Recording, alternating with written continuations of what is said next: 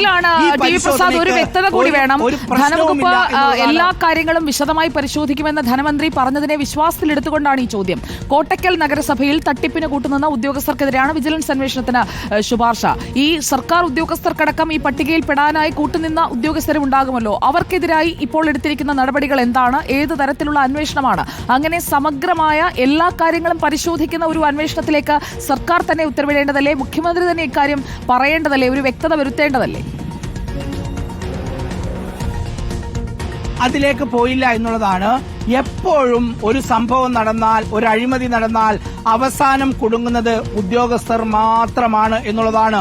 പലപ്പോഴും ഇവരെ കൊണ്ട് ചെയ്യിക്കുന്നത് അവിടുത്തെ ജനപ്രതിനിധികളോ രാഷ്ട്രീയ നേതൃത്വമോ ആണെങ്കിൽ കൂടിയും അതിലൊരു പ്രശ്നം വന്നാൽ, അതിലൊരു ബുദ്ധിമുട്ട് വന്നാൽ അതിൽ രാഷ്ട്രീയക്കാർ ബോധപൂർവം ഒഴിവാവും. കാരണം ഒരു തെളിവും ഉണ്ടാവില്ല ഈ രാഷ്ട്രീയക്കാർ പറഞ്ഞതിനോ ചെയ്യിച്ചതിനോ.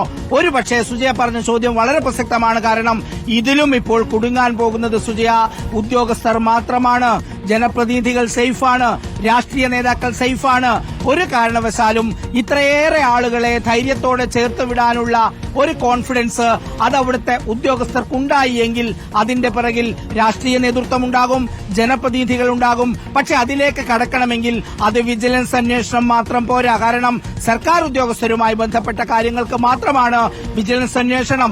പക്ഷേ ഇവർക്ക് വേണ്ടി ശുപാർശ ചെയ്ത ജനപ്രതിനിധികൾ, രാഷ്ട്രീയ നേതാക്കൾ, ഇവരെ കൂടി ഇതിലേക്ക് കൊണ്ടുവരണമെങ്കിൽ അതിന് പിന്നിലെ ക്രിമിനൽ കോൺസ്പിറസി, അവിടെയാണ് ആ ഒരു ഗൂഢാലോചന നടന്നത്. അതിൽ ഒരു രാഷ്ട്രീയ പാർട്ടി മാത്രമായിരിക്കുമെന്ന് നമുക്ക് കരുതുക വയ്യ. എല്ലാവർക്കും ഇതിന്റെ പങ്ക് കിട്ടിയിട്ടുണ്ടാകണം. അല്ലാത്ത പക്ഷം പ്രതിഷേധവുമായി രംഗത്തിറങ്ങേണ്ടവരെയൊന്നും ഇന്ന് ഈ മണിക്കൂർ വരെ നമ്മൾ പുറത്തേക്ക് കാണുന്നില്ല എന്നുള്ളതും ശ്രദ്ധേയമാണ്. ഇവിടെ കുറ്റക്കാരായ ഉദ്യോഗസ്ഥർക്കെതിരെയുള്ള അന്വേഷണ പുരോഗതി ഓരോ മാസവും വിലയിരുത്താൻ നിർദ്ദേശിച്ചിരിക്കുന്നു. അതിൽ കോട്ടക്കൽ നഗരസഭയിലെ 7ാം വാർഡിലെ പെൻഷൻ ഗുണഭോക്താക്കളെ സംബന്ധിച്ച് മലപ്പുറം ധനകാര്യ പരിശോധനാ വിഭാഗം നടത്തിയ അന്വേഷണത്തിന്റെ തുടർച്ചയായാണ് വിജിലൻസ് ആൻഡ് ആന്റി കറപ്ഷൻ ബ്യൂറോയുടെ അന്വേഷണം. ആ അന്വേഷണത്തിലേക്ക് ഫോക്കസ് ചെയ്യുമ്പോൾ ഈ 1458 1458 ഈ നമ്പർ അങ്ങ് മറന്നു കളയുകയാണോ ബോധപൂർവം പ്രസാദ്? അക്കാര്യത്തിലും ഒരു സംശയമുണ്ട് സുജയ. കാരണം ഇതിലെ ഈ നീക്കം വലിയ സത്യസന്ധമാണെങ്കിൽ ആദ്യം ചെയ്യേണ്ടിയിരുന്നത് ഈ 1458 സർക്കാർ ജീവനക്കാരുടെ പേര് പുറത്തുവിടുകയാണ്.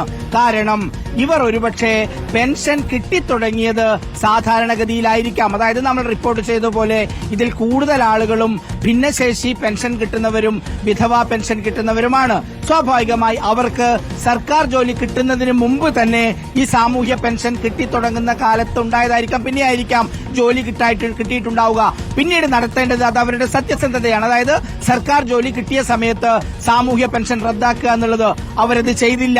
പകരം ഇവിടെ ചെയ്യാൻ ഒരു സംവിധാനം ഉണ്ടാകേണ്ടിയിരുന്നു. ആ സംവിധാനം ഇല്ലാത്തതാണ് പലർക്കും വളമായത്. പക്ഷെ പിന്നീട് അവരൊരു ക്രൈം കൂടി ചെയ്തു സുജയ, അവർ കുറ്റം കൂടി ചെയ്തു.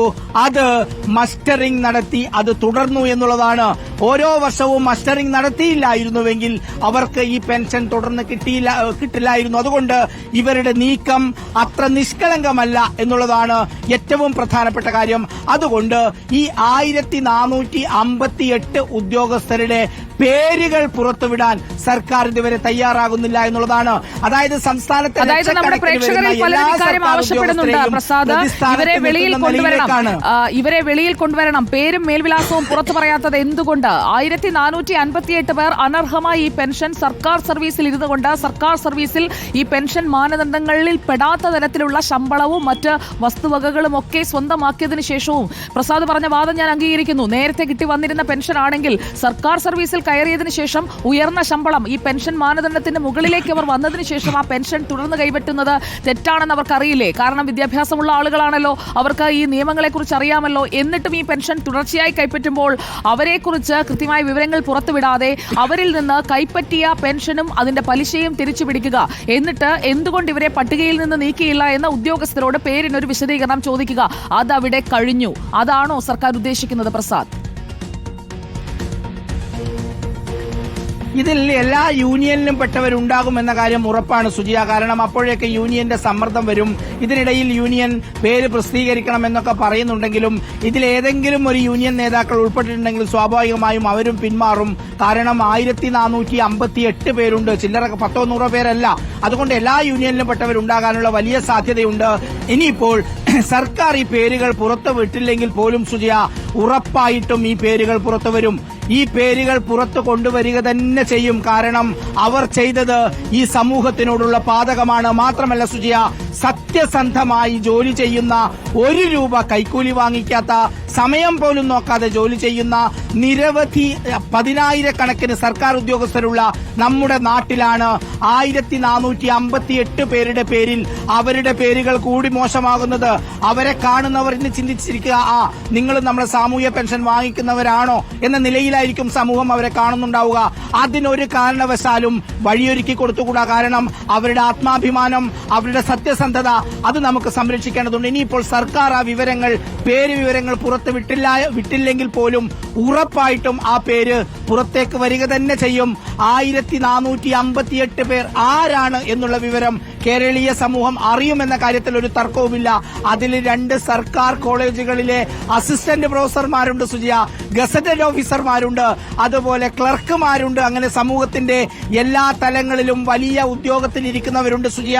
അതുമാത്രമല്ല, അതായത് സർക്കാരിന്റെ ക്ഷേമ പെൻഷൻ കൈയിട്ട് വാരുന്ന സർക്കാർ ഉദ്യോഗസ്ഥരാണ് അവരെങ്കിൽ അവർ എന്തൊക്കെ അഴിമതി അവരുടെ ഫയലിൽ കാണിച്ചിട്ടുണ്ടാകും.